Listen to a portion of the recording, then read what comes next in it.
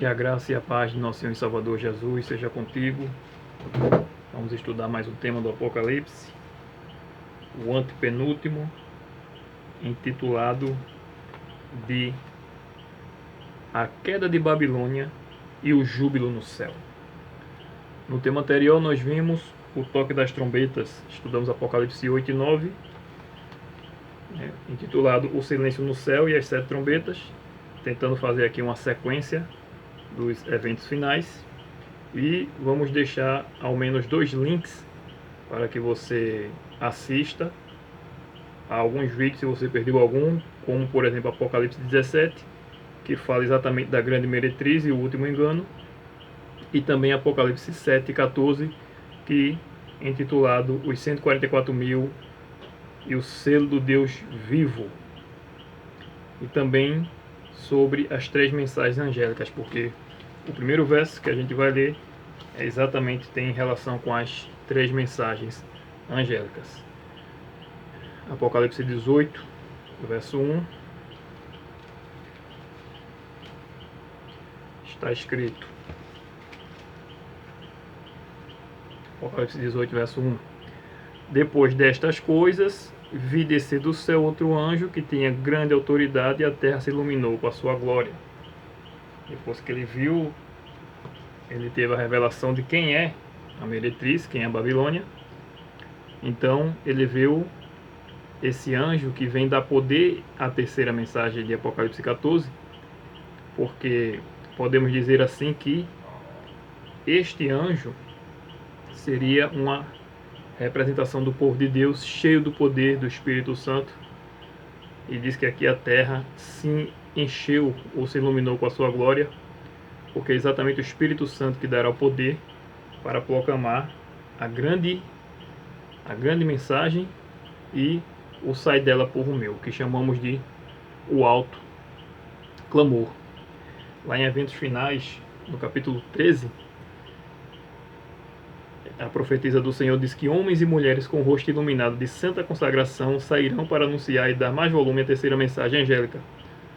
Grande poder e glória acompanhará a obra final, e o fiel povo de Deus participará dessa glória.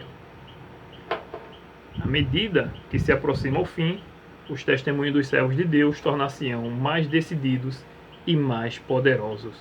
E assim como no Pentecostes, cada pessoa ouvirá a verdade em sua própria língua. Aleluia. Verso 2: Então exclamou com potente voz, dizendo: Caiu, caiu a grande Babilônia, e se tornou morada de demônios, covil de toda espécie de espírito imundo, e esconderijos de todo gênero de ave imunda e detestável. Em Apocalipse 16 é dito que espíritos de demônios saem a enganar os habitantes da terra. Todo tipo de espiritismo tem entrado nas igrejas de hoje. E a queda de Babilônia se dará ou se completará quando esta condição for atingida, quando der de beber a todo mundo do vinho da ira da sua prostituição. Verso 3: Pois todas as nações têm bebido do vinho do furor da sua prostituição. Com ela se prostituíram os reis da terra, também os mercadores da terra se enriqueceram à custa da sua luxúria. Então a união da igreja com o mundo se terá consumado em toda a cristandade, seu pecado então se acumulará até o céu. E Apocalipse 14:8 estará cumprido. Caiu, caiu a grande Babilônia, que tem dado a beber a todas as nações do vinho da fúria da sua prostituição. A igreja de Roma tenta dominar a consciência das pessoas através do vinho de suas falsas doutrinas.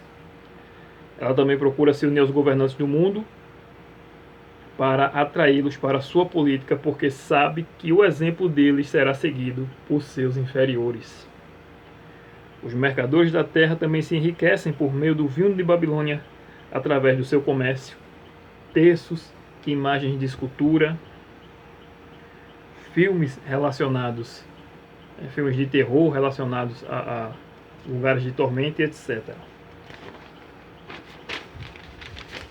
Vamos ler agora os versos 4 e o verso 5. Ouvi outra voz do céu dizendo: Retirai-vos dela, povo meu, para não serdes cúmplices em seus pecados e para não participardes dos seus flagelos.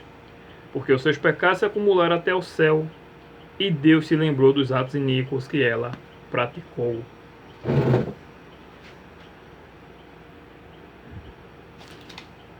Essa é a última mensagem que será dada ao mundo, e o povo de Deus que ainda está em Babilônia é chamado para separar-se dessa comunhão. Babilônia não pode mais ser restaurada, e a única solução para o povo é fugir dela. Aqueles que continuarem em Babilônia receberão os terríveis flagelos do Apocalipse, porque são cúmplices de seus pecados. E no próximo tema veremos exatamente isso: os flagelos ou as pragas do Apocalipse. E os pecados, não apenas os erros doutrinários, mas também existe muita homossexualidade em Roma, como também em todo o mundo. João 10,16 é dito: ainda tenho outras ovelhas, não deste aprisco. A mim me convém conduzi-las, elas ouvirão a minha voz, então haverá um rebanho e um pastor. Existem mais de 40.000 denominações cristãs e todas afirmam ter a verdade. Porém, quando comparamos tais denominações com a Bíblia, percebemos que são Babilônia, confusão religiosa. Mas Deus tem um povo nesse meio, muitos estão ouvindo sua voz e fazendo parte de seu rebanho. Mas a grande multidão só se converterá na hora 1/10, no alto clamor, na última mensagem de Apocalipse 18, verso 4. Temos também um estudo de Apocalipse 12, onde retratamos a questão da igreja verdadeira, intitulada A Origem do Mal, o Grande Conflito e a Igreja de Deus. Também deixaremos o link desse estudo, como também, se você perdeu, deixaremos o link de toda a playlist. Apocalipse 18, versos 6 a 8. Dá-lhe em retribuição, como também ela retribuiu, pagar-lhe em dobro segundo as suas obras, e no cálice que ela misturou bebidas, misturar e dobrado para ela. O quanto a si mesma se glorificou e viveu em luxúria, dá-lhe em igual medida tormento e pranto, porque diz consigo mesma: estou sentada como rainha, viúva não sou, pranto nunca hei de ver. Por isso, em um só dia sobrevirão seus flagelos, morte, pranto e fome, e será consumida no fogo, porque poderoso é o Senhor Deus que a julgou. Aleluia. Babilônia orgulhosa se acha rainha da terra e acha que é eterna. Babilônia tem muitas filhas e não conhece tristeza, mas falta-lhe o noivo. Jesus é colocado de fora de Babilônia, tanto na figura do próprio Cristo, seu sacrifício, sua vida e sua intercessão hoje, como na figura de seus servos, os profetas e os que guardam os mandamentos de Deus, que foram perseguidos e assassinados por Babilônia. Babilônia, como o verso 7 diz, assim mesmo se glorifica. Ela diz que não existe salvação fora dela e vive em palácios luxuosos e pomposos e fartamente mobiliado, muita riqueza e muito ouro, enquanto cerca de 1 bilhão de pessoas passam fome no mundo. Mas Babilônia será destruída, pois Deus é poderoso para julgar. Aleluia. Como diz o ditado, aqui se planta, aqui se colhe. Apocalipse 18, versos 9 ao 11. Ora, chorarão e se lamentarão sobre elas os reis da terra, que com elas se prostituíram e viveram em luxúria, quando verem a fumaceira do seu incêndio. E conservando-se de longe pelo medo do seu tormento, dizem: ai, ai, tu, grande cidade, Babilônia, tu, poderosa cidade, pois em uma só hora chegou o teu juízo. E sobre ela choram e pranteiam os mercadores da terra, porque já ninguém compra a sua mercadoria. Os reis da terra não se lamentam pelo pecado da idolatria, mas por perderem mercadorias. Eles não lamentam por seus pecados, mas por seu sofrimento, igualmente a muitas pessoas hoje em dia. Caim, por exemplo, não ficou triste por ter matado seu irmão, mas apenas pelo castigo. As pessoas lamentam por suas perdas materiais, mas não querem se arrepender, mudar a atitude pela qual chegaram a essa situação. O Senhor Jesus, quando perdoava os pecados de alguém, ou quando curava alguma enfermidade, como no caso do paralítico do tanque de Betesda, ele disse: Vá e não peques mais, para que não te suceda coisa pior. João 5, verso 14. Aqui nós vemos uma relação entre o que come, as enfermidades e o pecado. Ou seja, como diz a Bíblia, né? Nosso corpo é templo e morada do Espírito Santo. E o cristão não pode comer de tudo. Em Levítico 11 temos ali as leis de saúde que são violentamente, me desculpe o pleonasmo, né? Violentamente violadas pelos membros das igrejas cristãs, porque não conhecem, seus líderes não ensinam a diferenciar o santo do profano. Já ninguém compra a sua mercadoria pela injustiça do teu comércio. Ezequiel 28, verso 18. Qual foi o comércio de Satanás? E qual é o comércio de Babilônia e sua mercadoria? Babilônia vendia salvação, alegava ter a solução para os problemas do mundo, deixando Deus de fora, assim como Satanás alegava ter um governo melhor do que o de Deus. Satanás alega que em seu reino seus súditos têm liberdade, quando na verdade eles são escravos do vício, do pecado, do rancor, do ódio, dos prazeres sexuais ilícitos. E aqui vemos também o quão é importante, o quão é impotente a associação com o mundo. Os aliados de Babilônia apenas contemplam de longe a sua destruição, sem poder fazer nada. Mas os que confiam no Senhor Jesus, esses serão salvos. Verso 12 ao 14. Mercadoria de ouro, de prata, de pedras preciosas, de linho finíssimo, de púrpura, de seda de escarlata e toda espécie de madeira odorífera, todo gênero de objeto de marfim, toda qualidade de móvel de madeira preciosíssima, de bronze, de ferro e de mármore, e canela de cheiro, especiarias, incenso, unguento, bálsamo, vinho, azeite, flor de farinha, trigo, gado e ovelhas, e de cavalos, de carros, de escravos e até almas humanas. O fruto do desejo que a tua alma desejou se apartou de ti, e para ti se extinguiu tudo o que é delicado e esplêndido, e nunca jamais serão achados. O orgulho de Babilônia fazia com que ela comercializasse de tudo, enquanto o Império Romano de fato traficava escravos fisicamente, Roma papal trafica almas espiritualmente, supostamente vendendo salvação. Roma papal se acha detentora dos mortos e acha que tem o poder para mandá-los para o inferno ou para o céu. Quanta heresia, quanta blasfêmia. Apocalipse 18, versos 15 ao 17. Os mercadores da terra, aliás, os mercadores destas coisas, que por meio delas se enriqueceram, conservar-se-ão de longe, mais uma vez essa expressão de longe, né? Pelo medo do seu tormento, chorando e pranteando, dizendo: ai, ai, da grande cidade, que estava vestida de linho finíssimo, de púrpura e de escarlata, adornada de ouro e de pedras preciosas e de pérolas. Esse verso deixa claro, né, que é o Vaticano quem domina o mundo, né? A grande cidade, como diz lá também em Apocalipse 17, verso 18. Verso 17: porque em uma só hora ficou devastada a tamanha riqueza, e todo piloto e todo aquele que navega livremente, e marinheiros e quantos labutam no mar, conservaram-se de longe.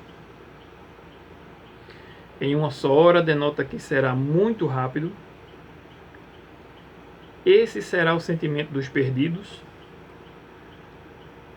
seja aqueles que viveram mais de 80 anos em pecado, afastados de Deus, ou aqueles que viveram menos de 30 anos, quando virem a glória da Nova Jerusalém após o milênio e Jesus num alto e sublime trono, eles se convencerão que, de fato, a vida que levaram não é nada em comparação com a eternidade. Em uma só hora, eles perderam tudo. Versos 18 ao 20. Então, vendo a fumaceira do seu incêndio, gritavam: que cidade se compara à grande cidade? É uma pergunta, né? Verso 19: lançaram pó sobre a cabeça e, chorando e pranteando, gritavam: ai, ai da grande cidade na qual se enriqueceram todos os que possuíam navios no mar, à custa da sua grandeza, porque em uma só hora foi devastada. Exultai sobre ela os céus e vós, santos apóstolos e profetas, porque Deus contra ela julgou a vossa causa. Então aqui temos uma linguagem bastante simbólica e eles lamentam mais uma vez as perdas materiais, a perda de suas riquezas.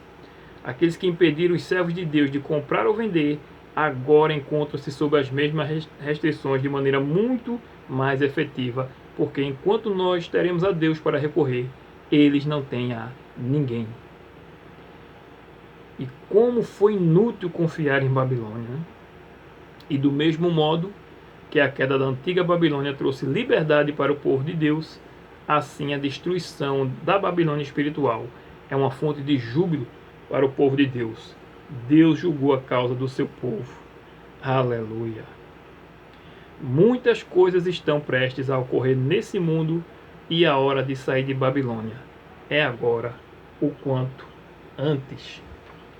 Lá em Jeremias capítulo 51, por exemplo,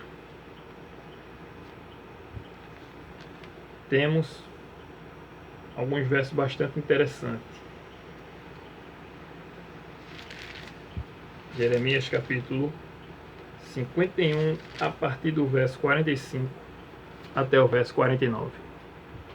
Saí do meio dela, ó povo meu, e salve cada um a sua vida do brasume da ira do Senhor Jeová. Não desfaleça o vosso coração, não temais o rumor que se há de ouvir na terra, pois virá num ano um rumor, no outro ano outro rumor, haverá violência na terra, dominador contra dominador. Não temas as coisas que sobrevirão ao mundo, não temas perseguições, né? E o verso 47 é dito: portanto, eis que vem dias em que castigarei as imagens de escultura de Babilônia, toda a sua terra será envergonhada, e todos os seus cairão traspassados no meio dela. Ó, os céus e a terra, tudo quanto neles há, jubilarão sobre Babilônia, porque do norte lhe virão os destruidores, diz o Senhor Jeová. Como Babilônia fez cair traspassados os de Israel, assim em Babilônia cairão traspassados os de toda a terra. Babilônia culpada até com o que aconteceu antigamente. É o mesmo espírito de idolatria, de opressão, de orgulho e de morte. Voltando lá para Apocalipse 18, agora dos versos 21 ao 24. Então um anjo forte levantou uma pedra como grande pedra de moinho e arrojou-a para dentro do mar, dizendo: assim com ímpeto será arrojada a Babilônia, a grande cidade, e nunca jamais será achada. E voz de arpistas, de músicos, de tocadores de flautas e de clarins jamais em ti se ouvirá, nem artífice algum de qualquer arte jamais em ti se achará, e nunca jamais em ti se ouvirá o ruído de pedra de moinho. Também jamais em ti brilhará a luz de candeia, nem voz de noivo ou de noiva jamais em ti se ouvirá, pois os teus mercadores foram os grandes da terra, porque todas as nações foram seduzidas pela tua feitiçaria. E nela se achou sangue de profetas, de santos e de todos os que foram mortos sobre a terra. No verso 21 é usado o mesmo simbolismo de uma pedra lançada no rio que o profeta Jeremias usa também lá no capítulo 51 de Jeremias. Babilônia será destruída totalmente. Agora não mais uma ferida mortal, mas uma destruição final. Assim como Deus perdoa nossos pecados e lança-os nas profundezas do mar, e deles não se lembra, Miqueias 7, verso 18 e 19, assim será lançada ao esquecimento Babilônia e suas heresias, e nunca mais se levantará, mas só o Senhor Jeová será glorificado. Aleluia. Nada mais que produza lucros para a Babilônia se achará. Seus artistas, seus músicos, seus criadores de imagens de escultura, todos os seus negócios desaparecerão totalmente, e todos em todo o universo louvarão e adorarão apenas ao Deus vivo e verdadeiro Criador de todas as coisas. Babilônia acusada pelo sangue de todos os que foram mortos sobre a terra.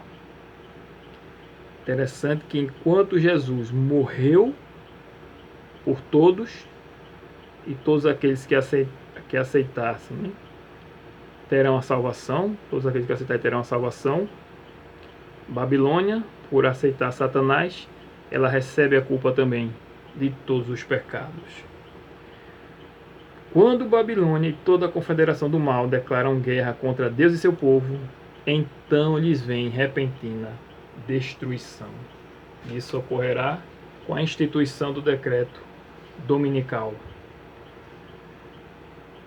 Apocalipse agora, capítulo 19, dos versos 1 ao 3, o júbilo no céu.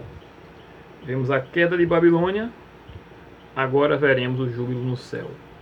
Depois destas coisas, ouvi no céu uma como grande voz de numerosa multidão, dizendo: Aleluia! A salvação e a glória e o poder são do nosso Deus. Porquanto verdadeiros e justos são os seus juízos, pois julgou a grande meretriz que corrompia a terra com a sua prostituição, e das mãos dela vingou o sangue dos seus servos. Segunda vez disseram: Aleluia! E a sua fumaça sobe pelos séculos de séculos. O grande coro de aleluia, o triunfo é atribuído ao Senhor nosso Deus. Uma multidão louva a Deus no céu. A glória, o poder e a salvação são atribuídos ao Senhor. A salvação é do Senhor e pode ser obtida unicamente através dele. A glória é do Senhor e o poder é do Senhor. E agora é chegada as bodas do Cordeiro. Apocalipse 19, versos 4 ao 9. Os 24 anciãos e os 4 seres viventes prostraram-se e adoraram a Deus, que se acha sentado no trono, dizendo: Amém, Aleluia. Saiu uma voz do trono, exclamando: Dai louvores ao nosso Deus, todos os seus servos, os que os temeis, os pequenos e os grandes. Então ouvi uma como voz de numerosa multidão, como de muitas águas e como de fortes trovões, dizendo: Aleluia, pois reina o Senhor, nosso Deus, o Todo-Poderoso. Alegremo-nos, exultemos e demos-lhe a glória, porque são chegadas as bodas do Cordeiro, cuja esposa a si mesma já se ataviou. Pois lhe foi dado vestir-se de linho finíssimo, resplandecente e puro, porque o linho finíssimo são os atos de justiça dos santos. Então me falou o anjo: Escreve: Bem-aventurado aqueles que são chamados às ceias das bodas do Cordeiro. E acrescentou: São estas as verdadeiras palavras de Deus. São chegadas as bodas do Cordeiro. Esta exclamação de júbilo no verso 7 é uma das passagens mais sublimes das Escrituras. Mais uma vez, a Bíblia usa o simbolismo de um casamento para se referir à relação de Deus e sua igreja. O casamento que virou algo banal na sociedade atual, mas que é eternamente valorizado por Deus. E o pagamento do dote foi pago com o sangue do próprio noivo, que ele deu gratuitamente. Enquanto a noiva está se preparando, o noivo está preparando o lugar. João 14, dos versos 1 ao 3. Nesse intervalo, a noiva deve estar pronta com vestes de linho finíssimo, resplandecente e puro. Aqueles que estiverem preparados serão levados para a ceia das bodas do Cordeiro. Interessante observar também que a cidade santa não é chamada de noiva até que os santos já estejam ocupando. Apocalipse 19, verso 10. Prostrei-me ante os seus pés para adorá-lo. Ele, porém, me disse: Vê, não faças isso. Sou conservo teu e dos teus irmãos, que mantêm o testemunho de Jesus. Adora a Deus, pois o testemunho de Jesus é o espírito de profecia. Aleluia. Aqui nós vemos que é proibido adorar a anjos. E nesse estudo, que iremos deixar o link abaixo sobre a Igreja de Deus, Apocalipse 12, a origem do mal, o grande conflito da Igreja de Deus, falamos também sobre o testemunho de Jesus, que é o espírito de profecia, ou o dom de profecia. A Igreja de Deus sempre teve o dom profético ao longo das eras, como é registrado em Apocalipse 2 e Apocalipse 3, com o azeite, os 7 espíritos de Deus. Agora verso 11 e verso 12.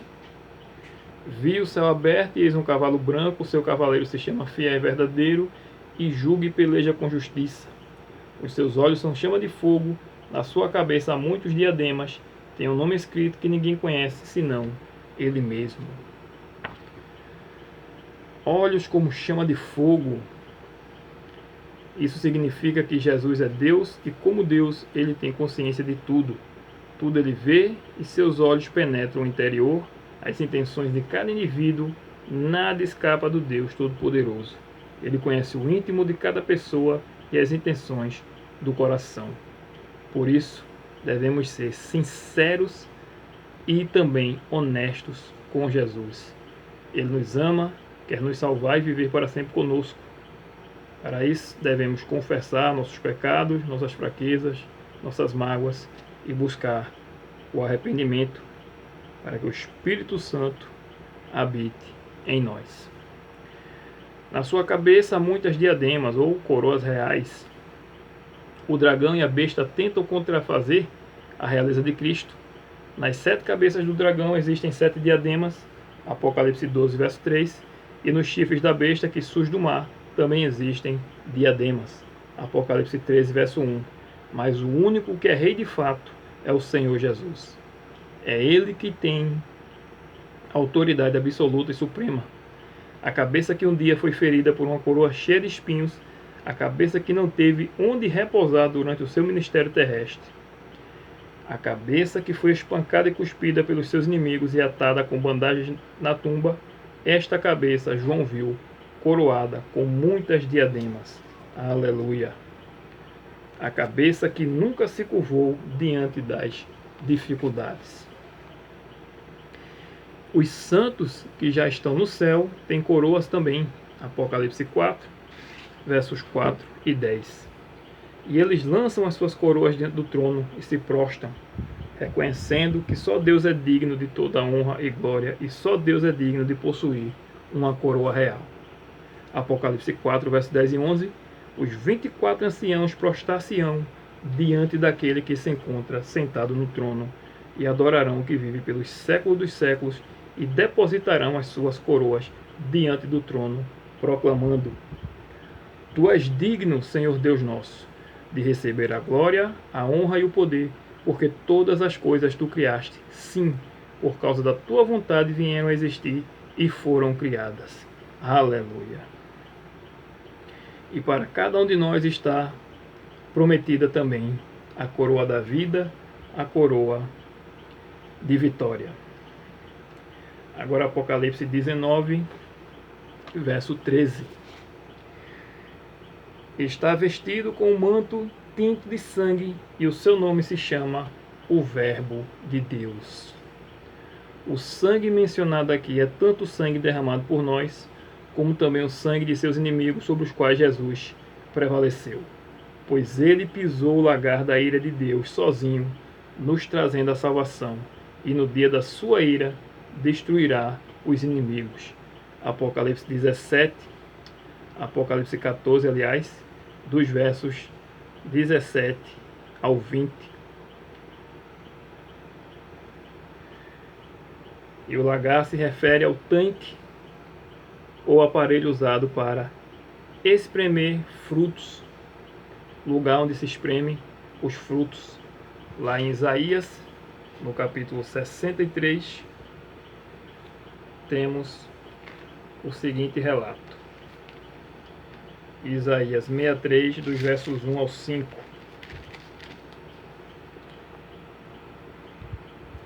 Quem é este que vem de Edom, de Bósra, com vestes de vivas cores, que é glorioso em sua vestidura, que marcha na plenitude de sua força? Sou eu que falo em justiça, poderoso para salvar. O próprio Jesus pergunta quem é, e o próprio Jesus responde: sou eu. Verso 2: Por que está vermelho o traje? e as tuas vestes como as daquele que pisa uvas no lagar? Verso 3. O lagar eu pisei sozinho, e dos povos nenhum homem se achava comigo. Pisei as uvas na minha ira, no meu furor as esmaguei, e o seu sangue me salpicou as vestes, e me manchou o traje todo. Porque o dia da vingança me estava no coração, e o ano dos meus redimidos é chegado. Aleluia. Olhei e não havia quem me ajudasse, e admirei-me de não haver quem me sustivesse, pelo que o meu próprio braço me trouxe a salvação, e o meu furor me susteve. Então, lembrando, né, que é uma linguagem simbólica para se referir ao que aconteceu, ao que de fato aconteceu. Né? O sangue de Jesus derramado pela salvação e os sangues dos ímpios também, que será derramado no dia da libertação. Vamos ler de novo Apocalipse 19 e o verso 13. Está vestido com manto tinto de sangue, e o seu nome se chama o Verbo de Deus. O que é dito em João 1, verso 1, e no verso de João 14, 1. E o Verbo se fez carne e habitou entre nós, cheio de graça e de verdade, e vimos a sua glória, glória como o do unigênito do Pai. Esse simbolismo do verbo é interessante porque o verbo é uma ação. Sem o verbo não se pode fazer nada. Dormir, andar, ler, trabalhar. Se o verbo não existisse, nada existiria. E aplicando a Jesus, tudo se fez por meio dele, e sem ele, nada do que foi feito se fez. Porque Jesus é a ação do próprio Deus. Jesus representa e expressa Deus em seu ser, caráter e obras.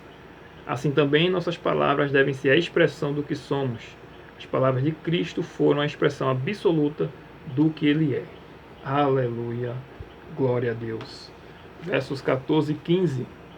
E seguiam-no os exércitos que há no céu, montando cavalos brancos com vestiduras de linho finíssimo, branco e puro.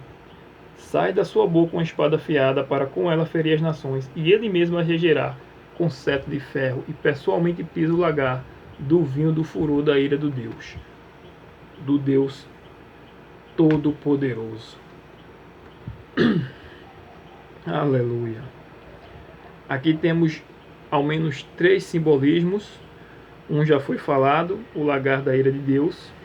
O outro, o cetro de ferro, ou a vara de ferro. Essa vara de ferro ferirá as nações, os rebeldes na vinda de Jesus. É a vara da justiça de Deus, e a mesma vara apacentará as ovelhas do seu rebanho. Assim como o fogo que destrói os ímpios purifica a terra. A vara da justiça, da disciplina que os ímpios rejeitaram, agora é usada para destruí-los. E o terceiro simbolismo é o da espada. A espada que sai da boca de Jesus é a palavra de Deus. Hebreus 4, verso 12, Efésios 6, verso 17, que também está associada com a vara, porque a palavra de Deus é quem nos disciplina, que nos mostra o caminho. Então a palavra de Deus é uma espada de 2 gumes, pois contém também 2 lados. Um de promessas e o outro de ameaças ou advertências, repreensão. Né? Tem gente que só quer um lado da espada. Tem gente que diz que Jesus disse que o importante é o amor, sem nunca ter verificado se realmente Jesus disse isso e o que é, de fato, amor.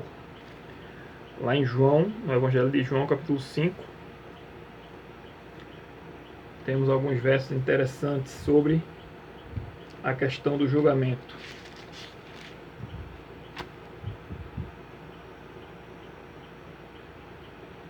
João 5, verso 22 e 24. Jesus disse: E o Pai a ninguém julga, mas ao Filho confiou todo o julgamento.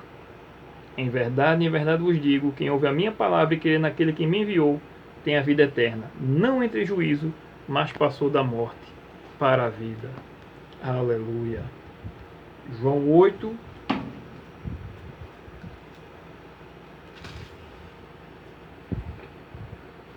João 8, verso 51. Diz assim: em verdade vos digo, se alguém guardar a minha palavra, não verá a morte eternamente.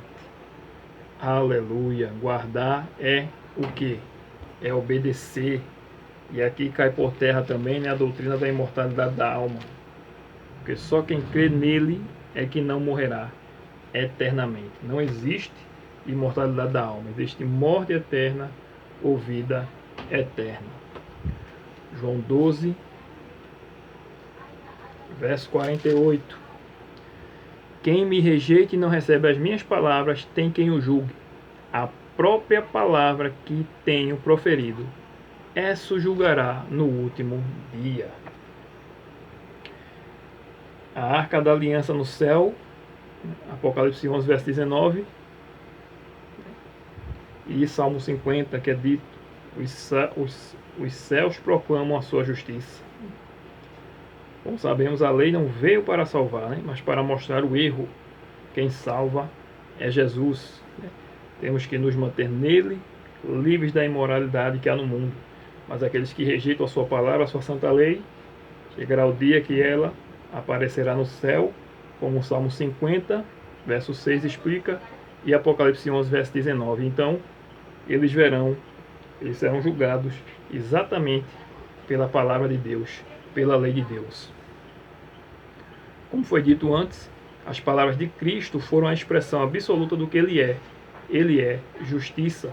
Portanto, não coloquemos palavras na boca de Jesus que Ele nunca disse, como dizer que o sábado foi abolido e não é preciso guardar a lei de Deus. Também não diga, o importante é amar o próximo, se você não ama. Apocalipse 19, agora o verso 16. Tem no seu manto e na sua coxa um nome escrito: Rei dos Reis e Senhor dos Senhores. Eis a afirmação da glória de Jesus. Ele não é Senhor dos Senhores e Rei dos Reis desta terra, mas da nova Jerusalém, dos novos céus e da nova terra, de todos os mundos e do universo. Aleluia. Na volta de Jesus, toda a terra estará em terrível comoção. Os suntuosos palácios em que os grandes homens do mundo dissiparam suas riquezas para a glorificação própria desmoronam-se diante de seus olhos. As paredes de prisões se fendem e o povo de Deus que estava preso por sua fé é libertado. O grande conflito, páginas 635 a 637. A terra cambaleará como um bêbado. Haverá um terrível despertar entre os perdidos. Os ricos lastimam a destruição de suas soberbas casas, e eles ficam cheios de pesar, mas não por causa de sua vida pecaminosa e negligência com Deus e seus semelhantes, mas porque Deus venceu. Lamento que o resultado seja o que é, mas não se arrepende de sua impiedade. O Rei dos Reis descerá. Desce nessa atmosfera, né? Não pisa no chão. Né? Ele desce do céu dos céus, sobre a nuvem, envolto em fogo chamejante. O grande conflito, página 640 a 642 e página 654 e Salmo 50. Os perdidos lembram de como rejeitaram o amor de Deus e abusaram da sua compaixão. E enquanto o povo de Deus sobe para celebrar as bodas do Cordeiro, as aves descerão para a terra para participar da ceia do Deus Todo-Poderoso. Apocalipse 19, versos 17 e 18. Então vi um anjo em pé no sol e clamou com grande voz, falando a todas as aves que voam pelo meio do céu: Vinde, reuni-vos para a grande ceia de Deus, para que comais carnes de reis, carnes de comandantes, carnes de poderosos, carnes de cavalos e seus cavaleiros, carnes de todos, quer livres, quer escravos, tanto pequenos como grandes. Os que procuraram assassinar a verdade, dizendo que Deus não existe, dizendo que é o domingo e não sábado, dizendo que não é dia nenhum, indivíduos de todos os povos, representando todas as classes, jazem ali mortos pela palavra a qual rejeitaram. Lembrando o contexto, antes da volta de Jesus, vamos ter decreto dominical, selamento do povo de Deus, a abertura do 7º selo, as 7 trombetas. Após a última trombeta aparece à vista de toda a humanidade os 10 mandamentos no céu. E aí vem as pragas. Os que adoraram a besta e rejeitaram os 10 mandamentos sofrem as pragas e as trombetas. Nisso, enquanto Cristo volta para o céu, com os redimidos, as aves do céu devoram os corpos dos que foram mortos. Gente que gostava tanto de comer carne de animais, agora vão ser devorados pelos animais. Esta ceia é uma festa da morte. Reis, capitães, homens poderosos, pequenos e famosos ali jazem no silêncio da morte. Os seus corpos são presas das aves do céu, e só depois de 1000 anos eles voltam à vida. É um fim humilhante. A carne deles serve de alimento para as aves do céu. Tanto orgulho, poder e soberba não serviram de nada. Assim como não adiantou para os pequenos confiarem sua vida aos ricos desse mundo, ao invés de confiarem a Jesus. O significado da ceia. A ceia significa que não será uma luta difícil para Cristo. Ninguém tem poder contra Deus. Assim como a ceia ou jantar é a última refeição, isso indica que haverá um último esforço, a última oposição. Mesmo os ímpios já derrotados, mesmo com todas as calamidades que se sucedem contra eles, eles ainda vão se opor a Deus e não irão se arrepender. Apocalipse 19, versos 19 ao 21. E vi a besta e os reis da terra com os seus exércitos congregados para pelejarem contra aquele que estava montado no cavalo e contra o seu exército.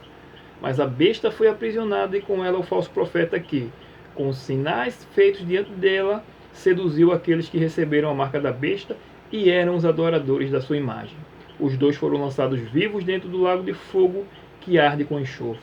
Os restantes foram mortos com a espada que saía da boca daquele que estava montado no cavalo, e todas as aves se fartaram das suas carnes.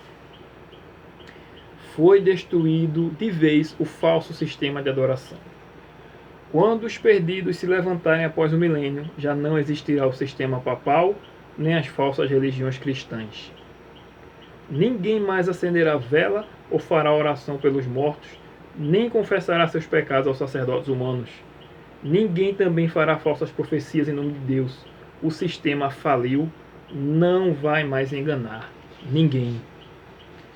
Após o milênio de Apocalipse 20, eles não terão outra alternativa a não ser se aliar a Satanás, aquele a quem eles serviram para tentar invadir a Nova Jerusalém e tomá-la pela força. Mas antes disso, como a Bíblia relata nesses últimos versos, é destruído o sistema papal, o falso profeta, aquele falso movimento espiritual que conduziu o mundo ao papado, e os restantes são mortos exatamente pelo julgamento da palavra de Deus.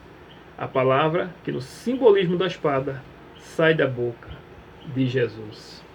Aleluia. No próximo tema, veremos então sobre as 7 pragas. Estudaremos os capítulos 15 e o capítulo 16. Que Deus seja louvado, que você possa curtir e compartilhar esse vídeo para que o YouTube entenda que o vídeo é relevante e mais pessoas sejam alcançadas com a pregação do genuíno Evangelho. Em nome de Jesus. Amém.